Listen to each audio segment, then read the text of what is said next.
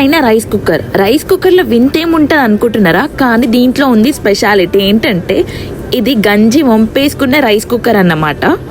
చెప్పింది చాలే కానీ ఫస్ట్ అయితే చూపి అంటారా? ఓకే చూడండి.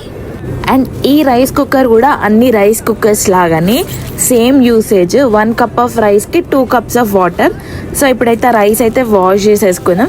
నేను ఏది తెచ్చినా వాళ్ళకి కొత్తగా ఏది కనిపించినా వీళ్ళిద్దరు మాత్రం ఫస్ట్ ఉంటారు, నేనక్క అని. సో ఇంకా వాటర్ కూడా వాళ్ళే పోస్తున్నారు. 1 కప్ ఆఫ్ రైస్కి 2 కప్స్ ఆఫ్ వాటర్ ఇంకా ఆన్ చేసి పెట్టేయడమే. దీంట్లో స్పెషాలిటీ ఏంటనుకుంటున్నారా?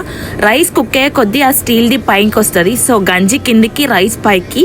రైస్ మాత్రం చాలా పర్ఫెక్ట్గా కుక్ అయింది. అండ్ డయాబెటిక్స్ వాళ్ళకైతే చాలా హెల్ప్ఫుల్ ఉంటుంది ఇట్లాంటిది.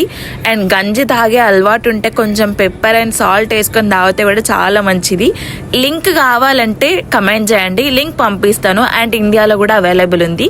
Please do comment. బాయ్.